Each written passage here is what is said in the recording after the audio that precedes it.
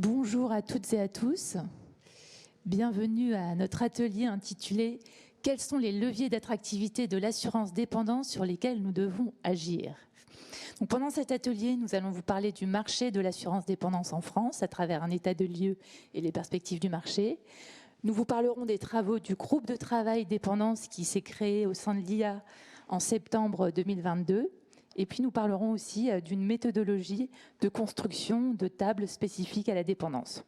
Mais avant de rentrer dans le vif du sujet, on va faire un petit tour de table pour se présenter. Guillaume.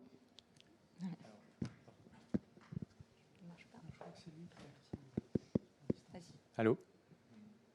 Non, il ne marche pas. Ah si. Alors moi, je suis Guillaume Biessy. Donc, je suis consultant manager chez Linkpact et responsable recherche et développement. Et je suis également professeur à temps partiel à Sorbonne Université.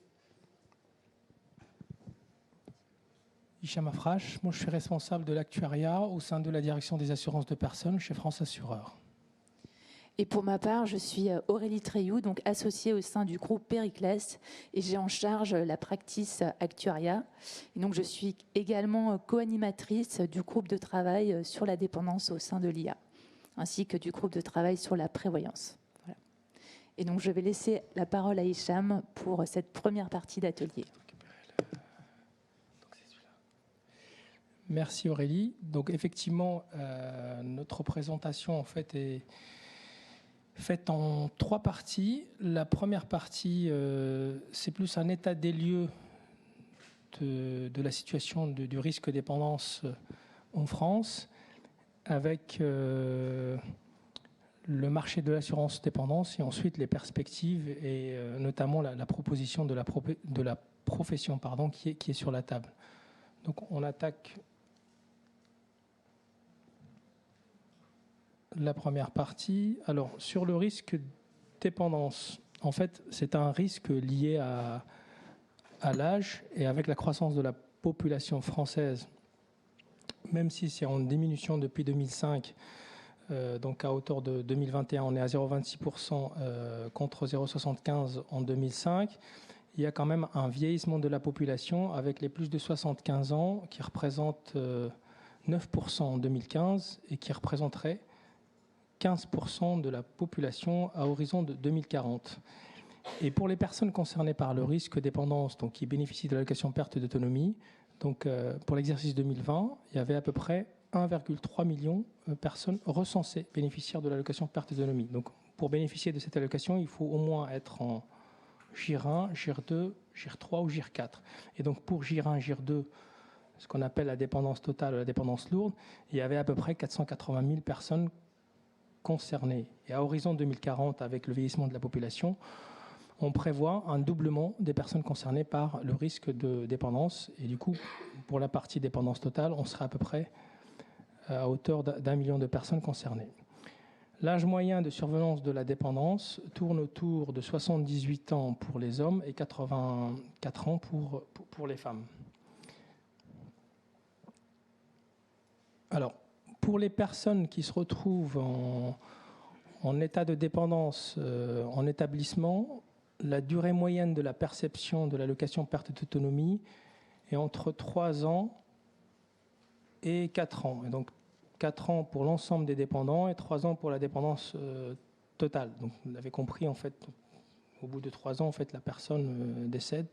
Et du coup, la durée moyenne de la perception de l'allocation est entre 3 et 4 ans, avec un reste à charge qui reste quand même très important, qui tourne autour de 2 000 € pour une prise en charge au sein d'un établissement. Ce niveau, en fait, dépasse les ressources de 75% des personnes concernées par le risque dépendance.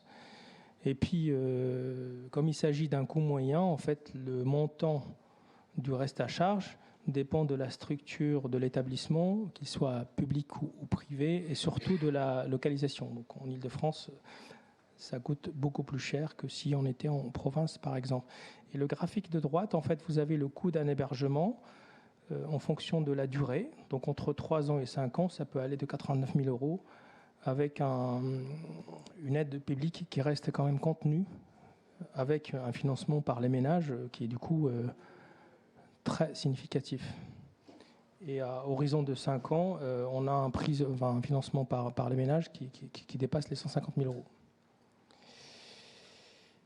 Alors, pour la partie perte d'autonomie à domicile, donc la prise en charge moyenne est à hauteur de 560 euros par mois. Donc 75% des cas est couvert par l'allocation perte d'autonomie. Et puis après, il y a à peu près 70 euros de reste à charge pour les bénéficiaires. Ce qu'il faut savoir, c'est que cette partie-là est quand même largement sous-estimée parce qu'il y a pas mal d'aides au sein de la famille. Donc il y a pas mal d'aidants qui interviennent pour soutenir ou pour apporter un coup de main à la personne concernée par le risque de dépendance. Et ces éléments-là ne sont pas quantifiés. Je crois que c'est le rapport Libaud qui avait évoqué un ordre de grandeur entre 7 milliards et 18 milliards d'aide ou de soutien de la famille ou des proches qui n'est pas quantifié par les dépenses publiques. Je passe rapidement. En termes d'assurance dépendance, donc à fin 2022, il y avait 6,5 millions de personnes qui étaient assurées au titre du risque dépendance, avec des cotisations à hauteur de 800 millions d'euros, avec 580 millions pour les contrats qui ont une garantie principale et unique dépendance. Donc vous avez les ordres de grandeur de la cotisation moyenne avec le nombre d'affaires nouvelles. Ce qu'il faut savoir, c'est que je pense que c'est le contexte de la pandémie qui a fait que les personnes ne resouscrivent pas systématiquement un contrat dépendance parce qu'ils ont dû prioriser un petit peu les couvertures par rapport à leurs besoins. C'est pour ça qu'on a un décrochage pour les années 2020, 2021 et 2022. On verra si ça se confirme au-delà de la crise sanitaire. Et puis pour les prestations, le montant total des prestations versées à hauteur de 300 millions avec une rente mensuelle moyenne de 560 euros. Et le risque a été provisionné au titre de l'exercice 2022 à hauteur de 6,4 milliards. Donc vous voyez bien que par rapport au vieillissement de la population, par rapport au risque potentiel les 15 ou les 20 prochaines années, on est largement en dessous des besoins, même si les contrats d'assurance dépendance arrivent quand même à couvrir une partie du risque et puis proposent des garanties qui peuvent être adaptées au profil de chaque assuré. Les besoins de financement, là on rappelle en fait ce qui a été publié dans les différents rapports, notamment les derniers rapports publiés par Libaud ou Vacher. Donc avec le vieillissement de la population à hauteur de 2040, on aura un doublement des personnes concernées par le risque dépendance. Donc il y a 3 points soulevés dans le besoin de financement. Donc le vieillissement de la population qui va générer une augmentation des prestations de dépendance, la prise en charge, l'encadrement des établissements, donc le recrutement, les services et les besoins d'accompagnement, et ensuite la construction de nouveaux établissements parce qu'il y aura de plus en plus besoin de ce type d'établissement pour accueillir les personnes concernées par ce risque. Et donc les besoins ou les dépenses directes liées au risque dépendance tournent autour de 10 milliards pendant 10 ans. C'est ce qui avait été évoqué et publié dans les différents rapports qui concernent le risque dépendance. Et donc, pour répondre à ces demandes ou à ces interrogations, la profession avait réfléchi déjà depuis 3 ans à un dispositif généralisé pour couvrir le risque dépendance totale. Parce que c'est le risque en fait qui consomme le plus de prestations et du coup qui coûte le plus cher par rapport au pouvoir public. Et donc à défaut d'avoir un financement qui suit un petit peu ce qui a été mis sur la table en termes de besoin de financement par les différents rapports, la profession a proposé un dispositif généralisé pour prendre en charge le risque de dépendance totale avec un tarif unique. Un tarif unique, c'est à partir d'un âge défini. Par exemple, si on démarre à 40 ans, eh bien, tous les plus de 40 ans auront à payer un tarif unique pour être couverts au titre de la garantie dépendance.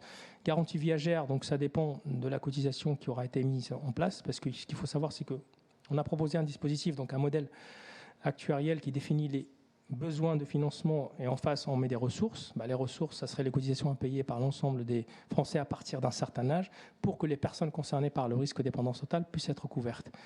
Et puis pour diffuser au plus large ce dispositif, on a pensé à le rattacher à un contrat responsable santé avec une gestion du risque au sein d'un pool qui serait à mettre en place avec aussi la contribution des pouvoirs publics, c'est-à-dire pour avoir une transparence totale vis-à-vis de la gestion et du suivi du risque. Voilà, donc ça pose un certain nombre de points déjà qui permettent de répondre à la demande en France de la couverture du risque de dépendance. Donc prise en charge par exemple immédiate, modération des pouvoirs publics, enfin des dépenses des pouvoirs publics, pardon, pilotage de risque en cohérence avec les pouvoirs publics, la généralisation de la couverture dépendance, c'est-à-dire que tout le monde serait pris en charge lorsqu'il sera en situation de dépendance totale. Par contre, les modalités et la faisabilité de ce dispositif reposent sur un certain nombre de points de vigilance, qu'on a qualifié de points de vigilance, qui restent à finaliser aussi avec les pouvoirs publics. Alors, est-ce que c'est quelque chose qui serait acceptable par l'ensemble des Français de payer une cotisation supplémentaire dans son contrat responsable complémentaire santé? Pour les personnes qui ne sont pas couvertes, par exemple par une couverture santé, comment les traiter? Est-ce que c'est l'État qui va les couvrir? Est-ce qu'on mettrait une cotisation spécifique pour ces personnes-là? Et puis après, sur le fonctionnement du pool, c'est-à-dire la gestion du risque dépendance, voilà, il faudrait qu'on ait un suivi. Qu'est-ce qu'on fait des réserves, des provisions? Est-ce qu'on les met sur le marché financier? Comment on les rémunère? Et donc il y a toutes ces questions-là qui restent à préciser, sous réserve que les pouvoirs publics acceptent qu'on mette en place ce dispositif. Voilà, donc ça, c'est dans le paysage. C'est pour ça que, pour faire le lien avec les travaux du GT, ça pose aussi la question de la qualification de risque dépendance, d'où les travaux auxquels j'ai eu le plaisir de participer pour mettre en place des tables de place. Voilà.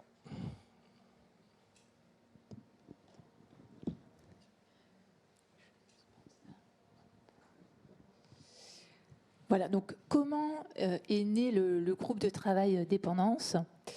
En fait, on a été contacté par le Trésor, en fait, plus précisément l'Institut des actuaires a été contacté par le Trésor début 2022, justement pour échanger sur les problématiques de transférabilité éventuelle des contrats dépendance, ainsi que sur les bases techniques qui pourraient être utilisées dans le cadre de ces transferts.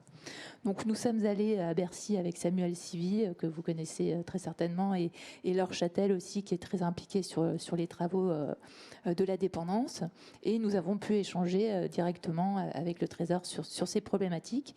Et effectivement, donc, il s'avère qu'il n'y a pas de table commune utilisée chez l'ensemble des acteurs présents sur ce marché pour justement tarifer et provisionner ces contrats. Donc, suite à cet échange, on a décidé de créer le groupe de travail dépendance, donc, qui a commencé à se réunir à la rentrée 2022. Donc, les objectifs de ce GT étant multiples. Donc, d'une part, de construire des propositions d'amélioration de la lisibilité des produits d'assurance dépendance. Par ailleurs, d'élargir les réflexions sur ce sujet de la dépendance et être éventuellement force de proposition par rapport à l'évolution du cadre réglementaire, mais surtout, et donc là c'est notre projet essentiel, de répondre à cette demande du Trésor qui est de construire des tables de place. Donc c'est vraiment le projet qui nous porte depuis septembre 2022. Donc nous avons la chance que ce projet soit également porté par France Assureur, donc Hicham est là pour en témoigner, par la FNMF, ainsi que bien évidemment par l'Institut des actuaires. Donc l'objectif étant, donc, comme je l'ai dit, de répondre à cette demande du Trésor et de mettre en place des bases techniques communes qui peuvent permettre d'harmoniser les pratiques de provisionnement sur ce marché spécifique, d'assurer par là même la transférabilité des portefeuilles, mais aussi de faciliter l'accès à ce marché à des nouveaux entrants et également de faciliter la démarche commerciale des acteurs déjà présents sur ce marché. Donc, en réfléchissant à cette question et sur la façon et sur le process à suivre pour construire ces tables de place, il y a bien évidemment des problématiques dont on va parler un peu plus précisément qui sont là et auxquelles on devra faire face. C'est pour cela que dans un premier temps, on s'est donné comme priorité de construire des tables de place uniquement sur la dépendance totale, donc en GIR 1 et GIR 2. Donc, GIR 1 et GIR 2, mais quand même de construire une table de survie pour les cotisants, une autre pour les rentiers en dépendance totale, mais également une table de passage en dépendance totale. Donc on verra que dans nos réflexions, on s'attache aussi à mettre en place un process qui est respectueux de la confidentialité des données. Donc Guillaume vous présentera justement plus précisément le process que l'on se propose de suivre pour mettre en place ces tables. Et en parallèle de ce chantier de construction, on se propose, à travers le groupe de travail, de mettre en place un guide de bonne pratique pour justement harmoniser les définitions, les règles de sélection des risques, les règles de gestion, pour faciliter aussi à plus long terme la mise en place de tables sur la dépendance partielle.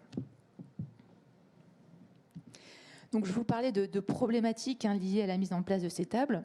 Donc, il y en a déjà une première qui est la problématique de la définition. Donc, comme vous le savez très certainement, ce ne sont pas les mêmes définitions qui sont utilisées chez tous les assureurs de ce marché-là, avec notamment deux grandes familles de définitions retenues, l'une sur la CRI-Agir et l'autre sur les AVQ, les actes de la vie quotidienne. Donc là, on rappelle un peu dans ce tableau les avantages et les inconvénients de chacune de ces définitions. Donc sachant que pour les AVQ, c'est une définition qui est a priori lisible, transposable à l'étranger, même si ce n'est pas forcément le point qui nous intéresse le plus dans notre problématique de construction de table. L'inconvénient étant que l'utilisation de cette définition implique d'utiliser aussi d'autres grilles qui ne sont pas forcément très lisibles, telles que le test de Folstein ou MMS pour tout ce qui est dépendance d'origine neuropsy. Donc, cela entraîne une multiplicité des définitions existantes. Et par ailleurs, donc, il y a la grille Agir, où là, c'est un référentiel unique sur lequel se base également la définition de l'APA, mais qui n'est pas forcément très lisible, qui est à la main des pouvoirs publics et qui peut entrer en conflit avec des décisions départementales, justement, dans le cadre de la distribution de l'APA. Donc effectivement, il y a des avantages et des inconvénients pour chacune de ces formules. Néanmoins, donc à travers les réflexions du groupe de travail, et notamment avec France Assureur, on a quand même une préférence nette pour la grille Agir par rapport à cette définition de la dépendance totale. Une autre problématique qui existe, c'est celle des dates retenues pour l'entrée en dépendance et qui peuvent générer des disparités, notamment dans les bases de données que l'on pourra collecter pour construire ces tables. C'est que ces dates d'entrée ne sont pas gérées de la même manière chez tous les assureurs. Chez certains, la date d'entrée en dépendance va être la date de consolidation de la dépendance qui est actée par le médecin. Pour d'autres, ça va être la date de réception du dossier par l'assureur. D'autres, ça va être la date d'acceptation du dossier. Donc ça peut vraiment générer des disparités au niveau de la qualité des informations et de l'information que l'on va pouvoir capter pour construire ces tables. Donc là, a priori, si au sein du GT, il nous semble plus naturel de retenir la date de consolidation, ce n'est pas forcément l'information que l'on pourra capter lorsque l'on collectera les données. Donc on a commencé à construire, je dirais, un premier cahier des charges en listant justement les données que l'on devra récolter pour justement pouvoir construire ces tables. Donc il y a des variables qui semblent assez naturelles, telles que la date de naissance, le sexe. On se propose aussi de collecter la CSP, le mode de distribution du contrat, parce qu'on intuite en tout cas que ces variables peuvent avoir un impact sur le risque. La date de souscription du contrat, la date de début de dépendance totale avec la définition retenue pour pouvoir éventuellement corriger certains effets liés aux modalités de gestion retenues par l'assureur. La date de décès, s'il y a eu décès, la date de sortie, s'il y a eu une sortie pour cause externe, le type de portefeuille également, individuel ou collectif, les niveaux de franchise, et également d'autres variables pour essayer justement d'harmoniser les informations qui peuvent être présentes sur les différents portefeuilles, comme par exemple le délai moyen constaté entre la survenance et la déclaration, ou entre la déclaration et l'acceptation, ou entre la déclaration et le début d'indemnisation, justement pour pouvoir justement corriger ces dates d'entrée en dépendance et pour pouvoir avoir en tout cas essayer de capter une définition unique entre tous les assureurs. Et puis également les types d'événements utilisés comme référence pour l'ouverture des droits au titre de la dépendance totale. Donc ça, ce sont les variables que l'on se propose de collecter. Donc ce n'est pas une liste exhaustive à ce stade, puisque le cahier des charges n'est pas encore totalement rédigé par le groupe de travail. Mais c'est pour vous donner un peu une idée des variables dont on va avoir besoin. Et je vais maintenant laisser la parole à Guillaume, qui va vous présenter vraiment plus en détail la méthodologie que l'on se propose de retenir pour véritablement construire ces tables. Essayez de de traiter au mieux ces disparités de définition et de règles de gestion. Merci Aurélie. Effectivement, je vais vous parler maintenant un petit peu plus en détail de la méthodologie qu'on compte mettre en place, parce que ce n'est pas un sujet facile de construire des tables déjà pour le risque de mortalité, mais pour le risque de dépendance, avec notamment la multiplicité des définitions, le fait que la dépendance, ce soit un risque qui n'est pas... on n'a pas vraiment de vision objective unique de qu'est-ce que c'est que la dépendance, donc même pour une définition donnée, on peut avoir plusieurs interprétations qui vont dépendre un petit peu du médecin qui analyse le dossier. Et donc on va présenter ici une méthodologie qui permet de surmonter ces problèmes et de construire des tables uniques à partir de portefeuilles multiples. Mais je voudrais démarrer non pas en présentant quelque chose qui a trait à la dépendance, mais en prenant un cas très simplifié et donc un exemple qui a trait à la mortalité. Donc imaginons qu'on a un portefeuille de mortalité fictif avec par exemple 100 000 assurés, avec comme information l'âge des assurés, donc entre 20 et 90 ans. On n'a pas d'information aux âges plus élevés et on a comme information également le sexe des assurés. Et donc dans cet exemple très simple, on souhaite construire des tables qui aillent jusqu'à 120 ans. Et donc ce qu'on commence par faire, c'est agréger les données par âge et par sexe pour calculer des expositions au risque et des nombres d'événements par âge et par sexe. Donc ça, ce ne sera pas présenté ici. Et ensuite, je vais vous montrer plusieurs approches qui pourraient être utilisées pour construire des tables de mortalité à partir de ces données. Donc, la première approche, la plus simple, c'est de dire on va ignorer la variable sexe et on va regrouper les données hommes et femmes et construire une table unisexe unique. Évidemment, on peut bien voir que ce n'est pas une solution idéale puisque le risque étant très différent pour les hommes comme pour les femmes, et c'est le cas aussi pour la dépendance, les tables qu'on va construire ne correspondent ni au risque des hommes ni à celui des femmes.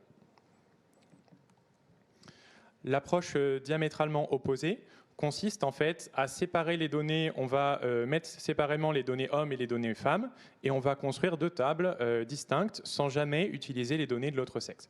Donc ça permet d'avoir des tables précises puisque à chaque fois on a utilisé que les bonnes données pour construire la table, mais il y a aussi des inconvénients.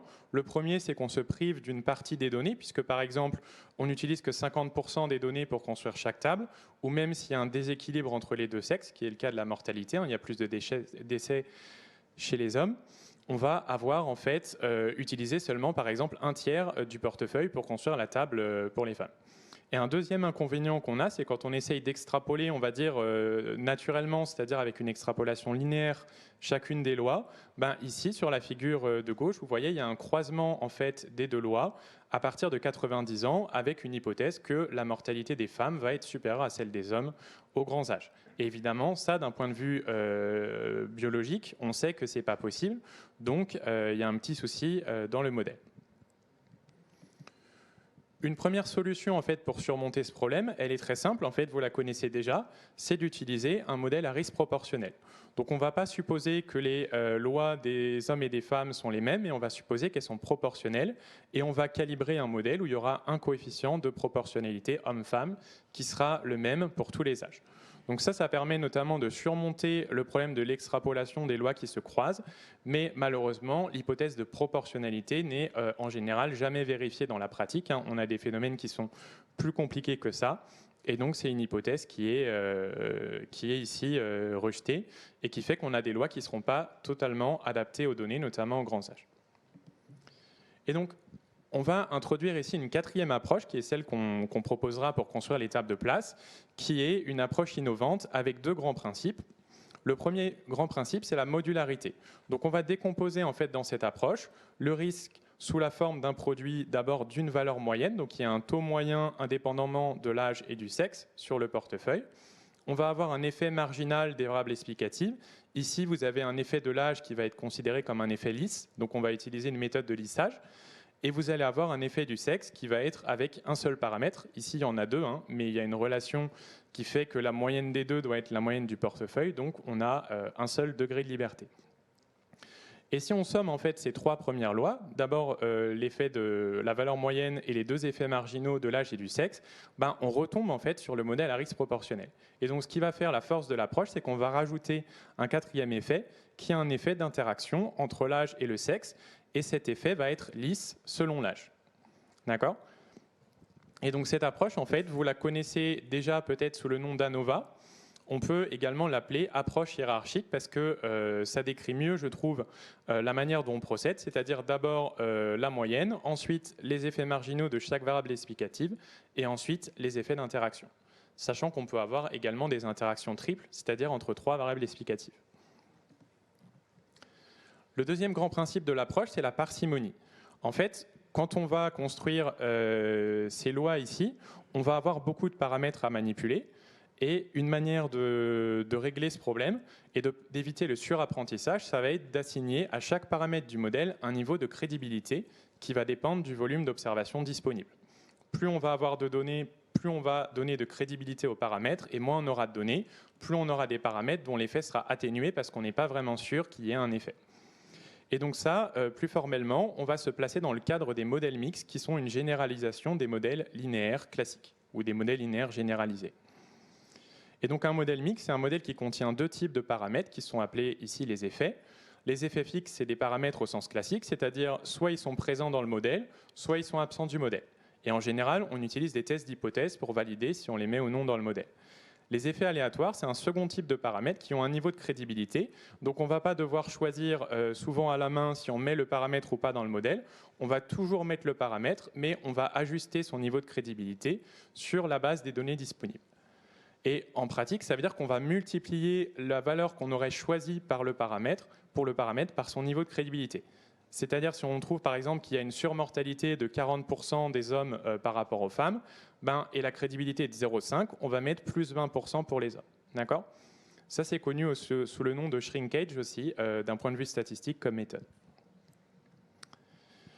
Et donc ici, par exemple, si on utilise cette méthode et qu'on reconstitue en fait les 4 éléments qui ont été présentés, donc si on prend tous les effets qui ne dépendent pas du sexe, on va avoir la courbe de gauche, donc simplement l'intercept plus l'effet de l'âge.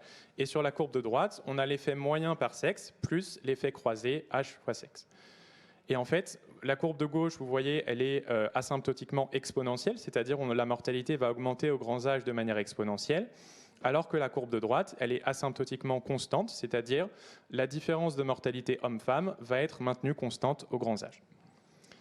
Et si on reconstitue le résultat en multipliant ces 2 courbes, on obtient la courbe ici qui a à peu près la même tête que la courbe à risque proportionnel, sauf qu'on est beaucoup plus proche des données pour tous les âges. Donc on a quelque chose qui est cohérent aux grands âges et qui est proche des données et qui est plus robuste que si on avait utilisé séparément les données hommes et les données femmes. Et donc pourquoi je vous présente tout ça qui n'a pas vraiment trait à la dépendance? Parce que c'est la méthodologie qu'on va aussi utiliser pour la dépendance. Là, on a beaucoup parlé du sexe comme variable discriminante, mais le portefeuille en fait va jouer un rôle équivalent à celui du sexe dans ce modèle. Donc rapidement, si on veut valider les modèles, on peut utiliser par exemple l'AIC, qui est un critère qui pondère en fait l'imprécision du modèle, caractérisée par la déviance. La déviance est une mesure de l'erreur commise par le modèle. Et on peut pondérer aussi la dimension effective. Donc le nombre de degrés de liberté du modèle, ça correspond au nombre de paramètres indépendants qu'il faudrait utiliser pour répliquer les résultats du modèle. Et c'est une mesure de la complexité du modèle. Donc quand on utilise l'AIC, on choisit d'avoir un modèle qui est précis, mais pas trop compliqué.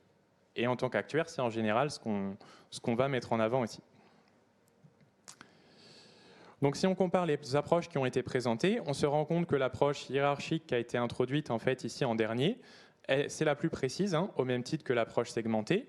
C'est la plus robuste puisqu'elle utilise toutes les données disponibles et pas seulement soit les données hommes, soit les données femmes. C'est l'approche la plus cohérente aux grands âges puisqu'on a des courbes qui ne se croisent pas. Et c'est une approche qui est interprétable puisqu'on a décomposé en fait tous les effets présents dans les données. Alors, on va maintenant passer à une application de cette approche pour construire des lois pour le risque dépendance. Donc, en fait, c'est un travail qui a déjà été mené, mais pas au sein du groupe de travail de l'IA. En fait, avant, je travaillais à la SCOR et SCOR m'a donné la chance en fait, de travailler sur cette problématique, notamment en 2020, sur la base de 8 portefeuilles qui étaient réassurés par SCOR, qui ont été choisis selon la qualité des données, la profondeur d'historique et la volumétrie. J'ai pu en fait travailler pour essayer de construire des lois prospectives pour le risque dépendance, donc sur la base de données qui regroupaient 60 000 sinistres, avec comme petit point négatif que toutes les données n'étaient pas associées à la même définition. Notamment, on avait des données avec des définitions agir, des données avec des définitions a vécu, et la dépendance partielle qui était couverte des fois, ou la dépendance totale. Donc on avait beaucoup de données, mais des données très hétérogènes, et il était assez classique en fait d'utiliser séparément chaque donnée, donc de calibrer des lois sur chacun des portefeuilles séparément, mais c'était considéré comme pas vraiment envisageable de les agréger pour construire des lois uniques. Et donc le but de l'étude, c'était notamment d'estimer une tendance d'évolution globale du risque, de savoir est-ce que dans le futur, on va avoir plus de dépendance, moins de dépendance ou autant de dépendance. Évidemment, il y a une augmentation qui se fait au niveau de la structure de la population qui n'est pas la même, mais la question c'était pour un âge donné, est-ce que les probabilités d'entrer en dépendance, par exemple, sont à la hausse ou à la baisse? Et donc, qu'est-ce qu'on utilise pour modéliser le risque? Dans ce cas-là, on va utiliser un modèle assez classique en fait à 3 états, avec l'état chute qui est un 4e état, mais qui n'est pas modélisé explicitement. Et on va construire 3 lois, une loi de passage en dépendance, une loi de décès des autonomes et une loi de décès des dépendants. Et dans ce modèle, chacune de ces lois va dépendre à la fois de l'âge, de l'année calendaire, puisqu'on a une composante prospective, du sexe et du portefeuille. Et la loi de mortalité des dépendants va de plus dépendre du temps passé en dépendance, puisque c'est un facteur important pour expliquer ce risque. Et donc, quand on a cette problématique d'estimer des tendances, on peut penser à regrouper toutes les données pour estimer, faire comme si c'était le même risque et construire une loi unique. Sauf que ça, ce n'est pas assez précis parce qu'on ne peut pas mélanger de la dépendance totale et de la dépendance partielle et espérer avoir un résultat cohérent. Surtout que la dépendance totale, ça a été développé surtout dans les années 80-90. Et à partir des années 2000 seulement, on a l'apparition de la dépendance partielle dans les contrats. Et donc, si vous regardez ce qui se passe entre le début et la fin, le début des années 90 et la fin des années 2000, vous allez avoir des tendances qui sont à l'augmentation du risque de dépendance, puisque vous allez avoir de la dépendance partielle avec un niveau d'acceptation plus fort dans les données les plus récentes. Donc, construire une loi unique, c'est exclu. Et pour cette même raison, construire une loi avec des risques qui sont tous proportionnels, ce n'est pas non plus très réaliste parce qu'on a un risque qui est beaucoup plus complexe que ça. On n'a pas simplement une relation de proportionnalité entre les probabilités d'entrée en dépendance totale et en dépendance partielle. Et donc, si on utilise une approche segmentée où on estime des tendances pour les 8 portefeuilles, le résultat que vous obtenez, il est ici sur cette figure. Et vous voyez qu'on a en fait des tendances qui sont estimées. Donc ça, c'est un pourcentage d'augmentation de la probabilité d'entrer en dépendance en moyenne pour chaque âge sur le portefeuille. Et vous voyez en fait que 0 est dans tous les intervalles de confiance, c'est-à-dire les tendances estimées ne sont jamais statistiquement significatives. Donc on peut estimer des tendances, mais on ne peut pas estimer de manière crédible des tendances qui seraient différentes de 0. Et donc c'est pour ça qu'il faut agréger en fait les données, utiliser les données des 8 portefeuilles afin de construire une loi unique. Et donc on fait certaines hypothèses. Donc on va faire l'hypothèse que chaque portefeuille possède ses propres lois, que ces lois sont asymptotiquement exponentielles vis-à-vis de l'âge, et donc elles sont toutes proportionnelles entre elles, toutes parallèles en fait aux grands âges, et qu'il y a par contre une tendance d'évolution annuelle qui est commune à toutes les lois, avec néanmoins des écarts ponctuels sur chaque portefeuille. Et pour la mortalité des dépendants, on fait les mêmes hypothèses, sauf que cette fois-ci, les lois vont être asymptotiquement constantes aux anciennetés en dépendance élevées. Et donc, ici, on va se focaliser sur les effets communs, c'est-à-dire les lois communes qui sont extraites en fait de cette étude. C'est-à-dire, on va prendre tous les effets qui dépendent de la variable portefeuille et on va les ignorer, et on va représenter tous les effets qui ne dépendent pas de la variable portefeuille. Sachant que si on voulait ensuite construire des lois pour chaque assureur, on sommerait, on multiplierait plutôt ces deux types d'effets afin d'avoir une loi par portefeuille. Donc notre approche permet d'avoir des lois communes qui reflètent un petit peu le caractère moyen du risque, mais elle permet également d'avoir des lois pour chaque portefeuille qui reflètent vraiment le caractère individuel de chaque portefeuille. Et donc dans ces tendances communes, si on se focalise sur la loi d'incidence, on voit que la loi d'incidence, en fait, elle augmente exponentiellement avec l'âge. Donc c'est ce qui est sur le graphique de gauche qui n'a pas malheureusement d'échelle. Vous voyez que c'est une échelle logarithmique. Donc on a une augmentation exponentielle de la probabilité d'entrer en dépendance avec l'âge, puisque la dépendance est principalement liée au vieillissement. Et on a un croisement des courbes hommes et femmes, c'est-à-dire qu'avant 80 ans, c'est les hommes qui rentrent un peu plus en dépendance que les femmes, et après 80 ans, c'est plutôt les femmes qui vont rentrer en dépendance. Et ça, c'est lié aux pathologies en fait, qui causent la dépendance. Et le graphique du milieu vous donne la tendance d'évolution du risque. Donc vous voyez, c'est très volatile, mais on a quand même une tendance qui est globalement à la baisse. Et à droite, vous voyez, c'est la moyenne de l'évolution annuelle. Vous voyez que la loi d'incidence diminue en moyenne de 1% par an. Et là, c'est significatif. 0 n'est plus dans l'intervalle de confiance. On a vraiment une tendance qui est mesurée et qui est mesurée avec un niveau significatif. Pour la mortalité des dépendants, vous avez d'abord en haut à gauche une loi par âge. Puis vous avez en fait, donc on voit que ça augmente avec l'âge. La mortalité des dépendants augmente avec l'âge. Elle augmente assez lentement jusqu'à 80 ans et après, ça s'accélère en fait sous l'effet du vieillissement. Mais le niveau initial de mortalité en dépendance est lui très élevé, quel que soit l'âge. Le deuxième effet en haut à droite, c'est l'effet de la durée passée en dépendance. On voit qu'il y a un pic en fait de mortalité lors de l'entrée en dépendance. Et ça, c'est lié aux pathologies qui vont constituer les entrées en dépendance. Vous allez avoir beaucoup de dépendances qui sont liées à un cancer, en fait, par exemple, pour lesquelles les taux de mortalité sont très importants parce qu'un cancer en dépendance, c'est la plupart du temps un cancer en phase terminale. Et donc, les personnes vont hélas décéder dans les 12 ou dans les 18 mois qui vont suivre l'entrée en dépendance. Et comme c'est les personnes qui ont le cancer qui décèdent les plus rapidement, au bout de quelques mois, la population n'est plus constituée que de gens qui avaient d'autres pathologies et c'est pour ça que la mortalité va diminuer pour atteindre le niveau de l'autre population parce que la population la plus risquée va disparaître rapidement. Et ça, c'est un effet qui est connu sous le nom de biais d'hétérogénéité. Et ensuite, au milieu, vous avez un effet croisé, une interaction entre l'âge et la durée passée en dépendance. Et on voit qu'on a un pic autour de 60 ans sur la mortalité de première année en dépendance. Parce que 60 ans, c'est l'âge où, en proportion des sinistres de dépendance, on a le plus de cancer. Et enfin, sur les graphiques du bas, vous voyez la tendance d'évolution de la mortalité des dépendants. Vous voyez qu'elle est légèrement à la hausse, mais 0 étant dans l'intervalle de confiance, cette tendance n'est pas significative. Je vais passer rapidement sur ces deux slides en fait, qui décrivent un petit peu la position relative des différents portefeuilles entre eux.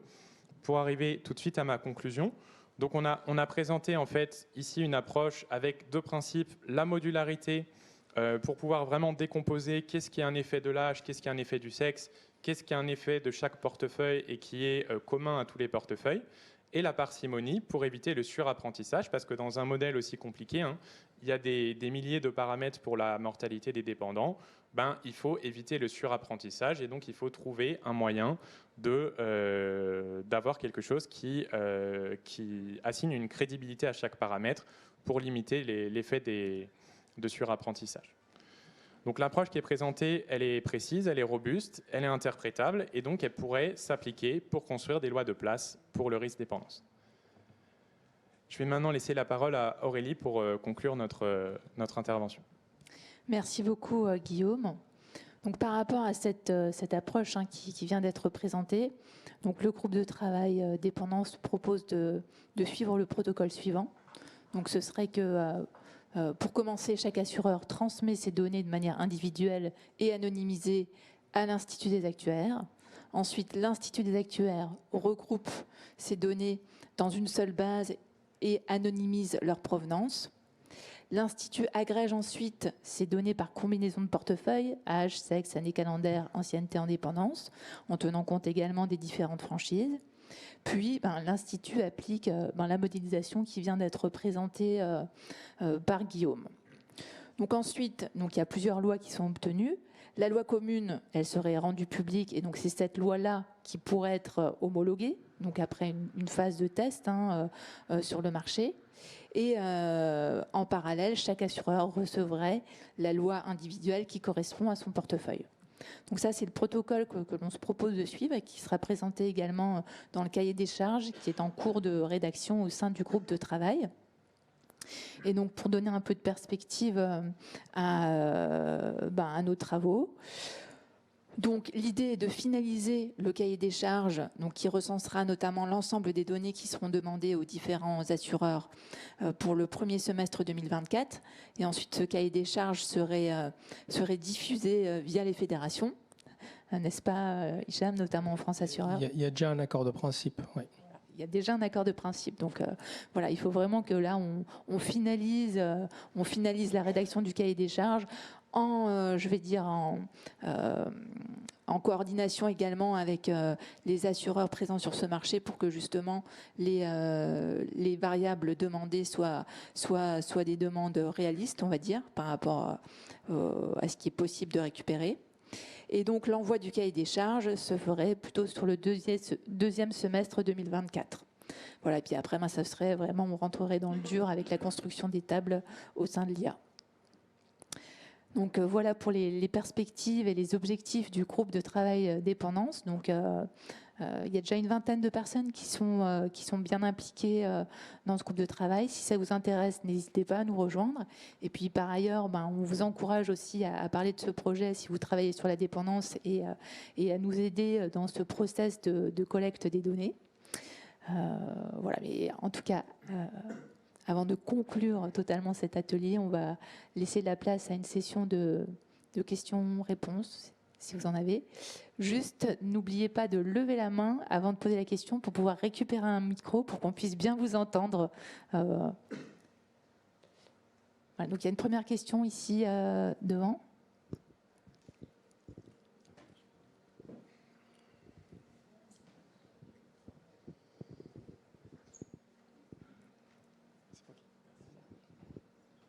Merci pour la présentation, que je connaissais un petit peu. J'aimerais qu'on lève un affreux doute qui m'habite, et je pense que d'autres personnes présentes ici peuvent être aussi habitées.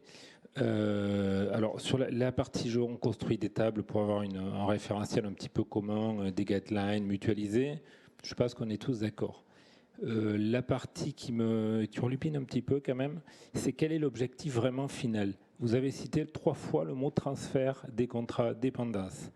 Je ne suis pas sûr que les personnes présentes ici sur un risque aussi long et touchy que la dépendance aient envie d'avoir à traiter systématiquement tout de la même manière et de se voir obligé demain d'assurer la transférabilité des contrats. Ça, c'est un point qui est extrêmement important et que les acteurs qui font de l'assurance individuelle, plutôt en dépendance partielle et totale, mais beaucoup partielle, qui est souvent vendu avec le total étant vendu avec le partiel, et vraiment envie d'adhérer. Et deuxième point, j'aimerais bien qu'on soit clair sur la décorrélation de ce projet-là, qui est un très beau projet, avec le projet FNMF FFA, qui est, chacun en passe ce qu'il veut en passer, parce que si on veut adhérer, si on veut vraiment porter l'adhésion de la place pour arriver à mutualiser des choses, etc., je pense qu'il faut qu'on s'entende vraiment sur l'objectif. Donc j'aimerais bien qu'on écrive une fois pour toutes que le but, c'est pas d'avoir des contrats de dépendance transférables. Parce qu'aujourd'hui, on a la santé sur lesquelles on a les 2 mains prises, et quand on fait 1% de S sur P de marge, on est très content. Vous avez la retraite, c'est un autre sujet, c'est pas du risque, etc. Il reste la dépendance qui est quand même un petit chemin, un petit espace de liberté pour les actuaires qui ont un risque passionnant, mais assez à suivre comme le lait sur le feu. Est-ce qu'on a envie demain d'avoir vraiment les mains liées là-dessus, ou est-ce qu'on veut juste se donner des guidelines et ne pas donner les clés au Trésor pour nous mettre encore plus de contraintes réglementaires sur ce point-là? Je pense que ce point-là est central si on veut vraiment rendre service à la profession et à ce risque-là.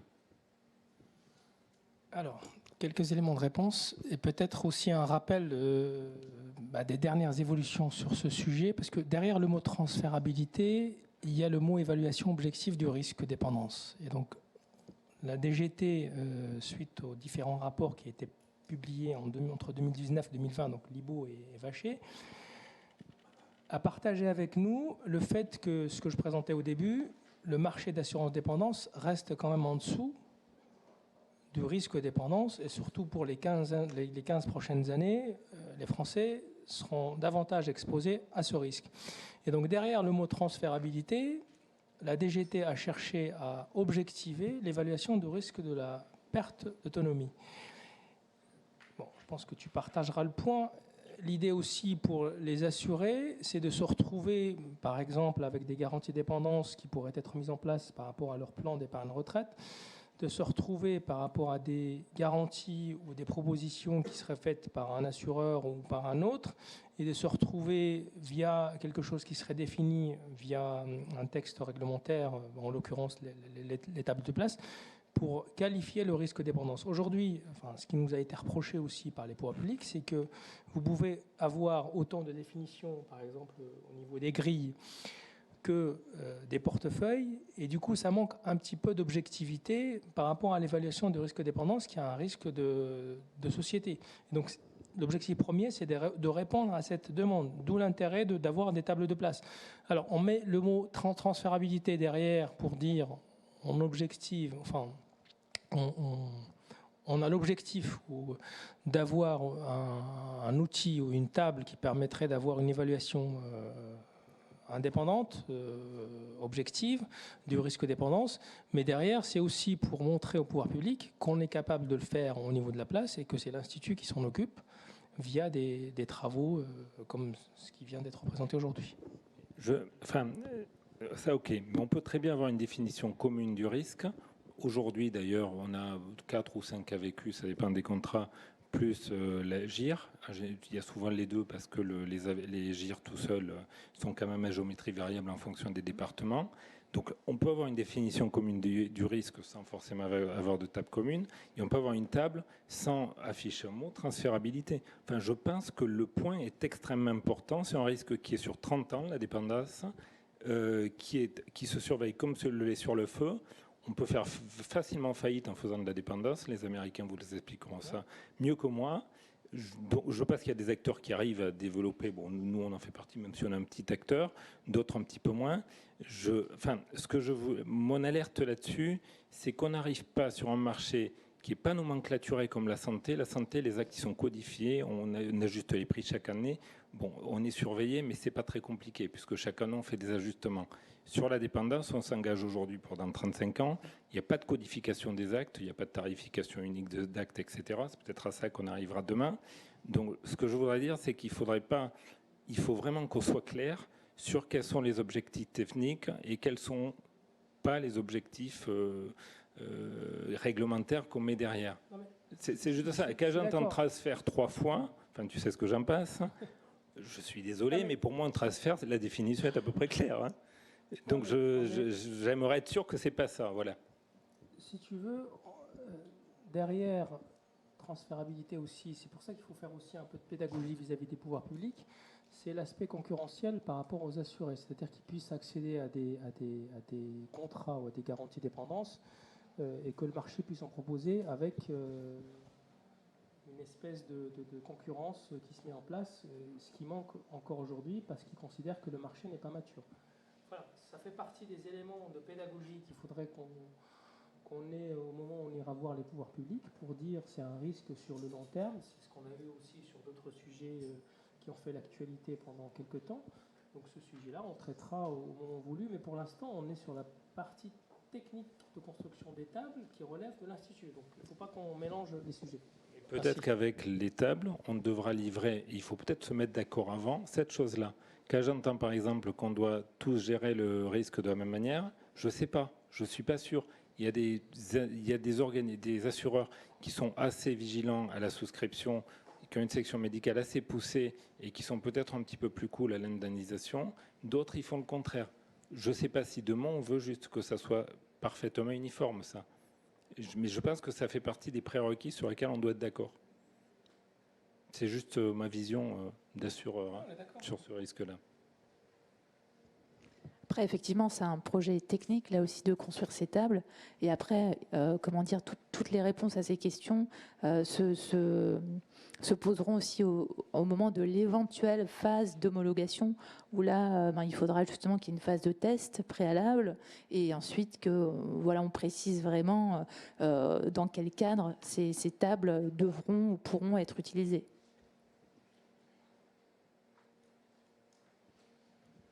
Est-ce qu'il y a d'autres questions ?